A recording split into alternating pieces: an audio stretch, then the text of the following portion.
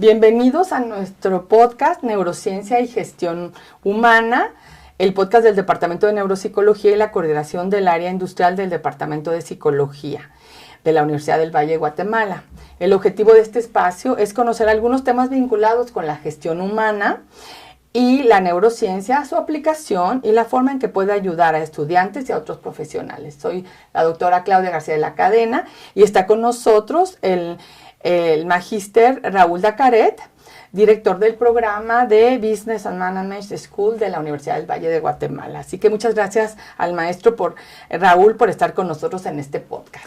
Muchas gracias, Claudia, y es un gusto para mí acompañarlos acá unos minutos y poder tener ahí una discusión muy enriquecedora sobre la economía del comportamiento. Muchas gracias, Raúl. Bueno, ahora empezaremos con algunas preguntas. ¿Podrías, Raúl, definirnos cuál es el concepto de economía del comportamiento, o mejor conocida en inglés como Behavioral Economics? Claro que sí.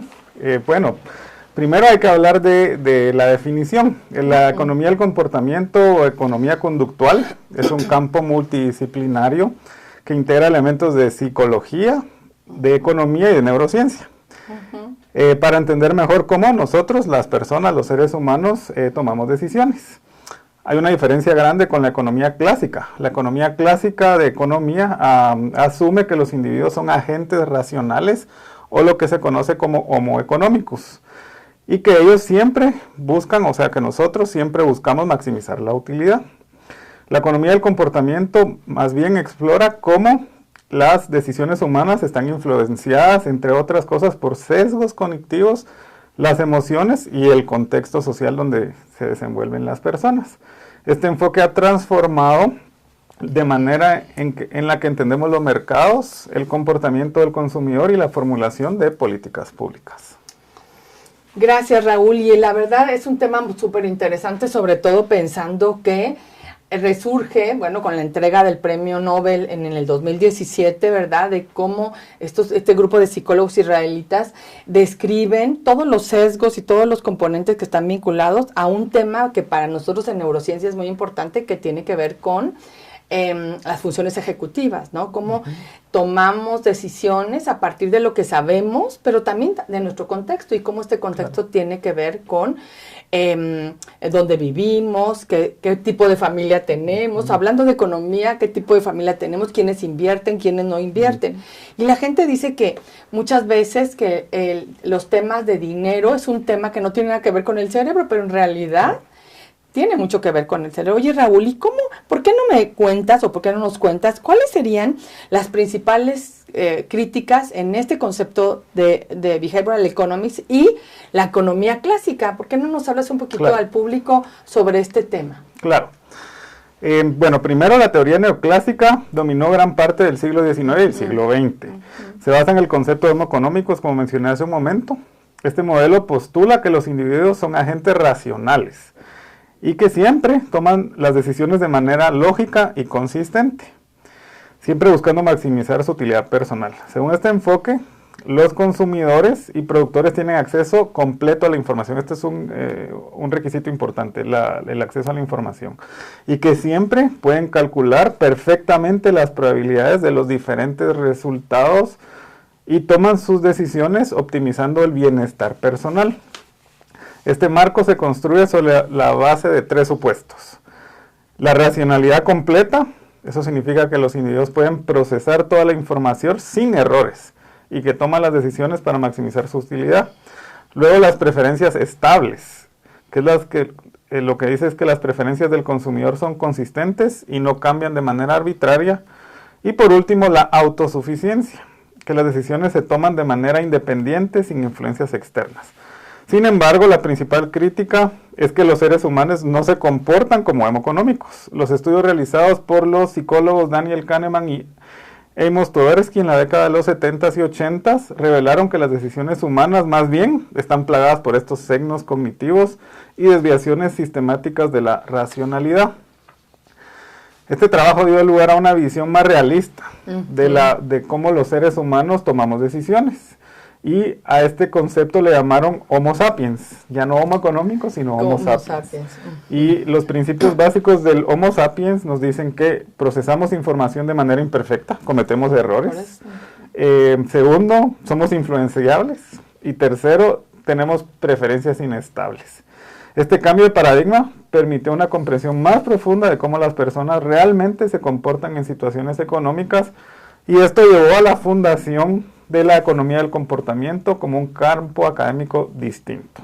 Oye, Raúl, pero cuando obviamente con estos descubrimientos, estos análisis que hicieron estos psicólogos, en realidad lo que podemos aprender es que la gente se tiene que educar en este término, o nacemos y nos comportamos de una forma pues aleatoria. ¿Qué podrías contarme un poquito en relación a eso? Bueno, primero tenemos que entender que los individuos tenemos tres limitaciones y factores principales cuando tomamos decisiones. Primero, la información es incompleta. Este es tal vez el más importante. No tenemos nunca acceso a toda la información. Segundo, que nuestra capacidad cognitiva es limitada. Incluso con información disponible, los individuos o seres humanos carecemos de la capacidad para procesar y analizar todos los posibles resultados de manera óptima. No somos computadoras. Y tercero, el tiempo es restringido. Nuestras decisiones las tenemos que tomar en ese momento, en un periodo de tiempo limitado, y eso nos impide tener un análisis exhaustivo. Entonces, realmente como seres humanos lo que hacemos es que buscamos la mejor solución.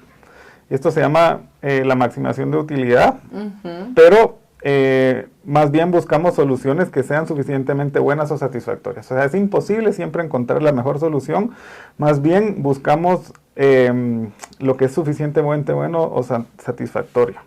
Entonces, esta racionalidad limitada nos lleva a que no siempre las decisiones se toman de manera óptima. Claro. Y en un momento hablaremos de los sesgos y de las heurísticas, que es la regla de dedo. Básicamente, cómo las heurísticas influyen en nuestro comportamiento. Oye, Raúl, tú das clase aquí en la universidad, ¿verdad? ¿Cuáles son los retos de enseñar estos principios de la economía del comportamiento a los estudiantes que son jóvenes, que están, y digo, en el contexto de la neurociencia, que están con un cerebro que está en desarrollo, ¿no? Sabemos, de acuerdo a los estudios de neurociencia, es que los cerebros se finalizan su desarrollo hasta los 25 años, y por eso en la adolescencia vemos que los chicos toman malas decisiones, o sea, o toman decisiones no fundamentadas o no tan informados. ¿Qué podrías contar? Primero, es un reto importante. Los jóvenes vienen acá, pues, muchas veces sin tener ese fundamento, sin entender cómo es que funciona su cerebro, cómo es que toman decisiones. Entonces, lo que hacemos nosotros en el curso de microeconomía, sobre todo, que es donde más podemos incorporar esto, es ir entendiendo el modelo en que las personas toman decisiones. De hecho, yo les contaba a mis estudiantes que antes de estudiar economía yo pensaba estudiar psicología. Y de hecho hay una relación, y sobre todo con la economía del comportamiento están completamente vinculados, porque al final lo que queremos entender es cómo las personas toman decisiones. Entonces, en nuestro modelo, primero enseñamos el modelo clásico como base, y luego hay que ir incorporando el tema más de neurociencia, incorporando cómo es que funciona el cerebro, incorporando cómo es que las personas toman decisiones, pero sobre todo entender los retos que implican analizar el modelo Homo económicos cuando sabemos que la información no es perfecta, que los seres no siempre son racionales, y entonces, partiendo de eso, el reto es que los estudiantes vean el otro modelo, y es que existen estos sesgos cognitivos que los llevan a tomar decisiones que no necesariamente para el Homo económico serían las adecuadas. Hay un neurocientífico que es el doctor Damasio, que tiene un libro muy, muy interesante que se llama, que habla sobre si en realidad el error de Descartes, dice el error de Descartes, porque Descartes decía primero pienso y luego siento, o existo. Existo, sí. Pero en realidad sabemos que el ser humano se maneja con emociones, y la respuesta emocional es la que va a dar la pauta, ¿no? Y entonces nos lleva a ese tema en psicología o en neurociencia y comportamental sobre los sesgos. ¿Qué nos puedes hablar sobre los sesgos, Raúl? Claro, entonces primero hay una gran relación entre la economía del comportamiento y los sesgos cognitivos. Básicamente los sesgos cognitivos son desviaciones sistemáticas a la racionalidad. Y afectan cómo las personas perciben, cómo las personas recuerdan y sobre todo cómo toman decisiones. Algunos de los más relevantes para la economía conductual son el sesgo de confirmación, el efecto anclaje, la aversión a la pérdida y el sesgo de disponibilidad. Básicamente el sesgo de confirmación es la tendencia que tenemos a buscar y dar más peso a la información que confirma nuestras creencias preexistentes. Las redes sociales han jugado un efecto importante. Enorme. Entre más visitamos una página o un tema, más están confirmando algo que tal vez no era cierto, pero para nuestra mente el sesgo de confirmación funciona perfectamente. Ese es un buen ejemplo, sobre todo la gente que nos está escuchando. Sí. ¿Verdad? Acerca de lo que vemos en los jóvenes, ¿no? Que o a nosotros mismos como adultos, que nos pasa, estamos oyendo algo y lo asumimos como verdadero. Y las redes sociales constantemente nos bombardean con esa confirmación. Luego está el efecto de anclaje, que ese lo hacen muy bien los que venden. Si, por ejemplo, quiero comprar un crucero y me ponen el precio del crucero $10,000 y abajo me dice, pero ahorita 50% de descuento, $5,000. Ese efecto de anclaje es la dependencia desproporcionada de la primera información recibida, el ancla, a tomar decisiones subsecuentes. Y esa ancla la ponen tan alta que luego nos dicen $5,000, me dieron 50% de descuento, lo voy a comprar. Aunque tal vez el precio real era 4,000 o 3,000, pero lo anclaron tan alto que ese efecto anclaje funciona.